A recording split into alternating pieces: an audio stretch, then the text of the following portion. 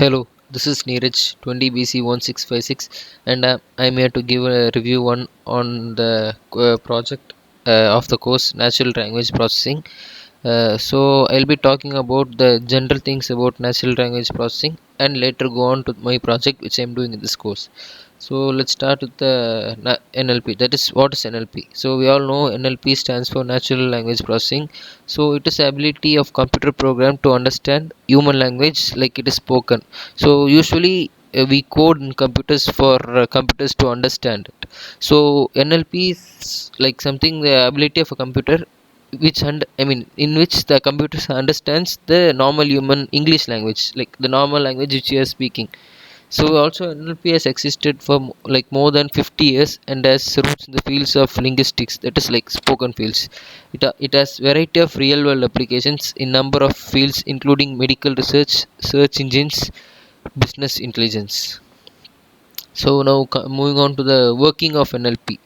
So like humans can converse with each other and they can understand the words they use regularly, but like when it comes to computers, it there should be some kind of working for the computers to understand the words used by humans. So like computer can comprehend natural language less like people do, like that is because of NLP. So natural language processing use an artificial intelligence to take real world input and process it and make sense from the input that is given. That is the input which is given as the words or sentence used by humans. So computers have reading programs, microphones to collect the audio, as much as people have various sensors like ears and like eyes, as I said before, like normal people have all these things, but computers have to use these special devices. Also computers have the program to process their various inputs just like humans, as they have brains. The input is eventually translated into computer readable code during processing. That's it. So there are two main phases to NLP, that is that is data pre-processing and algorithm development. So data pre-processing, preparing and cleaning data is usually called as data pre-processing. So preparing data that computer can examine, and also it can use for text features and other things. So this can be done by four different methods. First one is tokenization. This is when a text is broken into smaller units or more. So in NLP, a word is called as token. So tokenization can easily you can easily get to understand that words are being broken in tokenization. Next one is stop word removal. This is when common words are removed from text so that unique words can offer most information about text remain. So like the normal used words are removed and the keywords are separately highlighted. Lemmatization and stemming. This is when words are reduced to their root forms to process. And final one is parts of speech tagging. This is when words are marked based on their parts of speech they are, like nouns, pronouns, verbs, adjectives, etc. And the next one in NLP is algorithm development. So there are many different NLP algorithms, but the two which are mainly used are rules based system. This system uses carefully designed linguistic rules. So this approach was used early on develop on early stages of NLP, and it's also being still used. And the next one is machine learning based use. Machine learning based use algorithm use statistical methods. They learn to perform tasks based on the training data that are fed and adjust their methods as more data is processed. Using a combination of machine learning, deep learning, and neural networks, NLP can make their own rules and can give out the results. So the next one is coming to an importance of NLP. So where is NLP is mostly used? So it is mostly used in businesses. Like business need a way to effectively process the vast amount of unstructured data they get. So recently businesses were able to efficiently analyze human language that makes up large portion of information created online and kept in databases. Natural processing also comes in handy in these situations. Like I said, like most of the raw data in today's world are in human languages, so which cannot be directly understood by computers. So NLP is used to understand those databases and help in the situations. And syntax and semantic analysis are two main techniques used in NLP processing. So coming to syntax, syntax is arrangement of words into sentence to make a grammatical sense. NLP uses syntax to access meanings from a language based on the grammatical rules. Some of the syntax techniques include parsing. So this is grammatically analyzing of a sentence. Parsing involves breaking of sentence into parts of speech. As said, like the sentence is broken into different parts of speech. This is useful for more complex downstream processing tasks. And next one is word segmentation. This is the act of taking a string of text and deriving words from it. The algorithm would be to analyze the page and recognize the word that are like divided by white spaces. Next one is sentence breaking. This places sentence boundaries in large text. The algorithm can recognize the period that splits up the sentence using sentence breaking. So the coming to morphological segmentation. This divides words into smaller parts called morphemes. So yeah, when a word is word has different meaning, it is divided into many different words. Like, and these words are called morphemes. This is especially used in machine translation and speech recognition. And now coming to stemming, this divides words with inflection in them to root forms. The algorithm can see that they are essentially the same word even though letters are different. So now moving on to the semantic analysis. So it involves using and meaning behind the words. Natural NLP processing applies algorithm to understand the meaning and structure of these sentences. So some of the techniques used are word sense disambiguation. This derives the meaning of word based on the context. Example. So in the sentence the pig is in the pen. The word pen has different meanings. Like we know the pen has many different meaning. One of the meaning is the one pen is some of one instrument which is used to write in a paper. But in this sentence, the penis refers to fence in the area and not a writing implement. Named entity recognition. This determines words that can be categorized into groups. Using the semantics to the text, it would be able to differentiate between entities that are visually same. Natural language generation. This uses a database to determine semantics behind words and generate new text. Like for example, an algorithm could automatically write a summary of findings from business intelligence platform, mapping certain words and phrases to the data in the platform. Now coming to the uses of NLP. NLP is used in text classification. That is, this gives the text tags in order to categorize them. This may be helpful in sentiment analysis, which aids the NLP system in figuring out the emotion or a sentiment behind a text.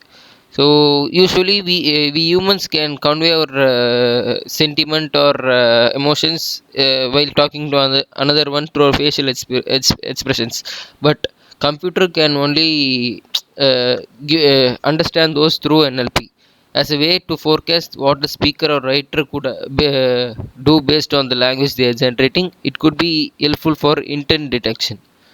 And next one is text extraction. Automatic text summarization and data extraction are required for this. For search engine optimization, one example of this is keyword extraction, which selects the most significant keyword from the text. The natural processing can be used to accomplish this, but it still requires some programming. The user needs to know the configure the program's parameters because of there are several straightforward keyword extraction solutions. Next one is mission translation. This is a process by which computer translates text from one form, like one language such as English, to another form, that is like French or other language which the user wants, without the human intervention. The final one is natural language generation. This involves using NLP algorithms to analyze unstructured data and automatically produce the content based on the data. One example is that language models such as GPT-3 are able to analyze an unstructured data and generate the article based on the text. So now coming to some of the applications of NLP.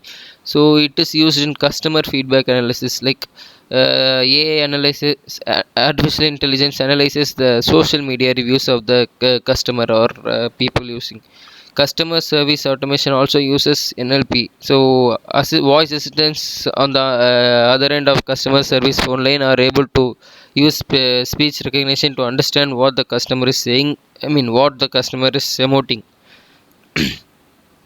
So next one is automatic translation using tools such as Google Translate, Bing Translate, and Translate Me. That is, a language is translated to different language for the user. Academic research analysis. Artificial intelligence is able to analyze huge amount of academic material and research papers, not just based on the metadata of text, but also the text itself. Analyzing and categorizing of medical records, where artificial intelligence uses insights to predict and prevent the disease which is further coming. Word processor used for plagiarism and proofreading. So using tools such as Grammarly and Microsoft Word, it can use to check plagiarism and proofreading. So enterprise searching in particular is a focus of research on NLP. In order to do this, users are used to offer hypothetical question to different sets in order to query them. Free or unstructured text can be interpreted and made analyzably using NLP. Free text may store enormous amount of data, including patient medical records and etc. This information may be unavailable for computer assisted analysis and could not be evaluated in any other organized manner prior to deep learning based NLP. So now coming to sentiment analysis, it is another primary use case for NLP. So using sentiment analysis, data scientists can access comments on social media to see how their business brand is performing, or review notes from customer service teams to identify areas where people want business to perform better. Now coming on to the benefits of NLP. The most benefit of NLP is that it improves the way humans and computers connect with each other. As said before, like, it does not involve humans to furthermore code with computers to talk with computers. The most direct way to manipulate a computer through is through code. That's the computation language. But by enabling NLP, humans can interact with computers in their own language. It also improved accuracy and efficiency of documentation. It is useful for personal assistants such as Alexa, Google Assistants, etc. It enables an organization to use chatbots for customer support. It also has the ability to automatically make a readable summary of larger or complex text. It provides advanced insights from analytics that were previously unreachable due to data volume, and it is also easy to perform sentiment analysis. Since we talked about benefits of NLP, we should also talk about the challenges of NLP. So there are some challenges of NLP which are like the precision. Computers have required people to talk to them using programming language that is precise and highly structured. But yeah, by using a small set of voice commands that are clearly human speech is always not exact. It is frequently ambiguous and it is linguistically structured and can vary depending upon wide range of complex factors such as slang, dialects, and etc. And next thing is tone of voice and inflection. The art of NLP is still being developed. The fact that abstract language is often difficult for programs to understand is another challenge. For example, sarcasm cannot be understood by the computer using NLP. So yeah, coming to sarcasm, when a person is talking to another person, he can understand the sarcasm like through the facial expression or the tone he is talking. But in computers, we usually give out the text. From the text, computers cannot understand the sarcasm. So next one is evolving use of language. NLP is also challenged by the fact that language and the way people use it is continually changing. Although there are rules to language, none are written in stone, and they are subject to change over time.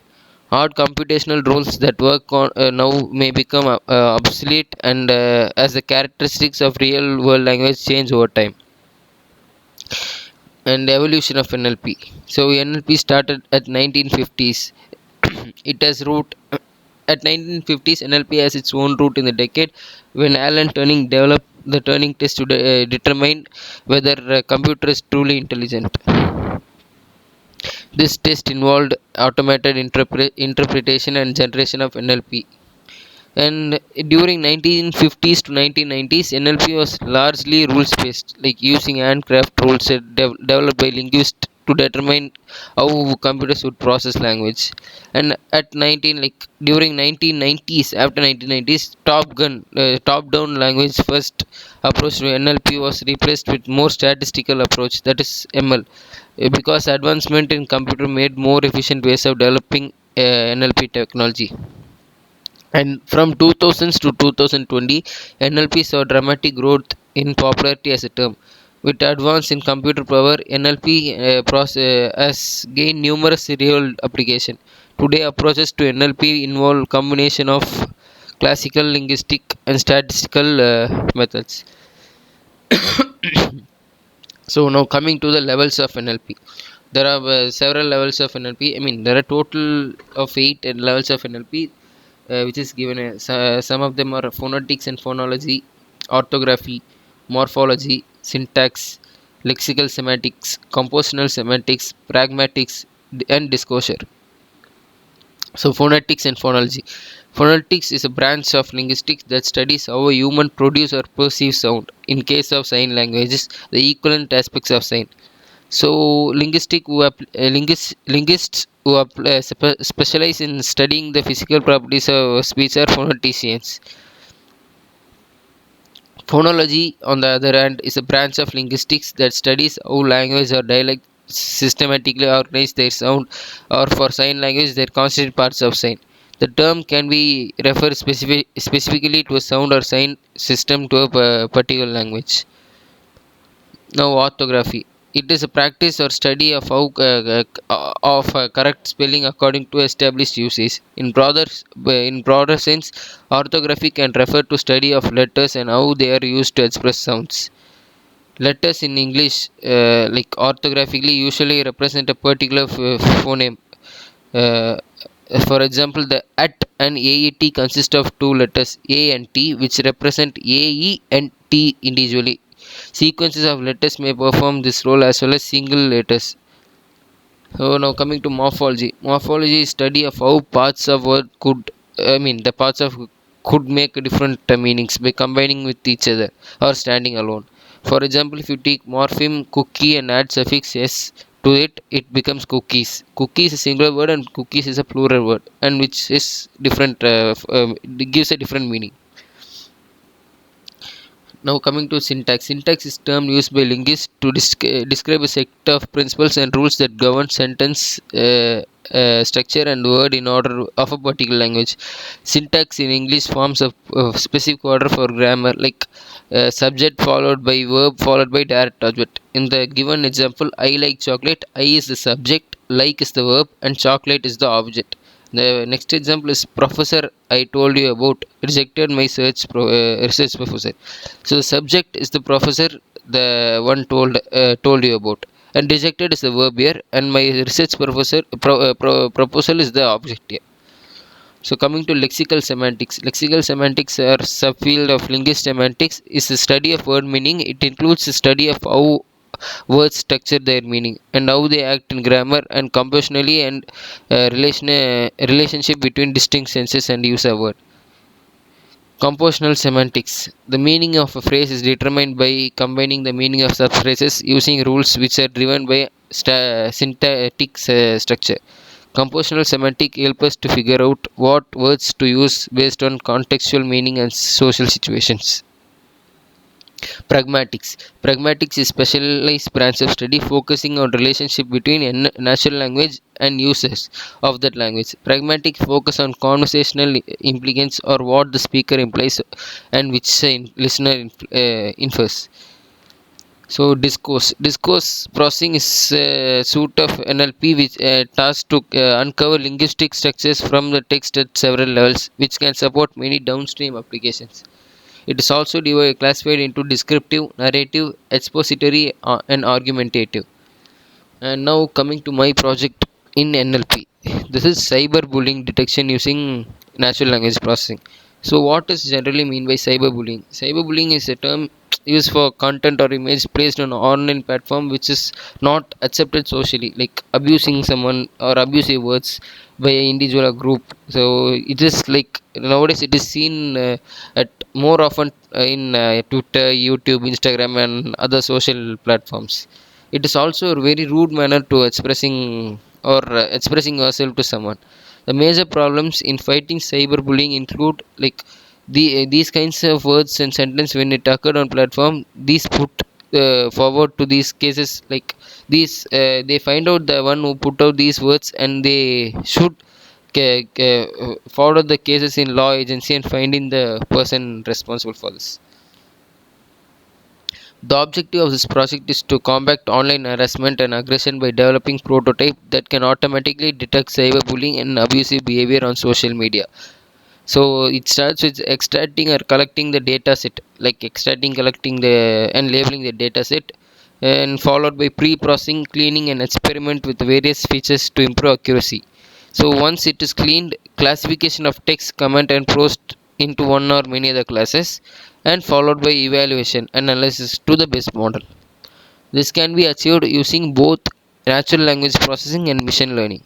So this is the methodology diagram here. So data is extracted, I mean that is collected, it is pre-processed and cleaned. So feature engineering and scaling is done after cleaning, and the selection is done after scaling. That is the words which is keywords are selected after scaling, and now the model is built. Any machine learning model is built to understand those sentence and give out the result analysis and evaluation. Data extraction and collection, and since this is the first step of cyberbullying in form of hate speech and insult, it is to get the raw data sets for cyberbullying usually consist of user comments, post images, videos, or anything like that in social media. Next is data set description and labeling. Among all the collected data set on cyberbullying detection contributed by Imperium on Kaggle is selected to build the ground truth. Dataset labeling is most time consuming and labor intensive. It is purpose for detecting cyberbullying instances through hate speech and insults. Now the next one is data pre-processing and cleaning. Data pre-processing is data mining technique that involves transforming raw data into understandable format. Real world data is often incomplete, inconsistent, or lacks certain behaviors.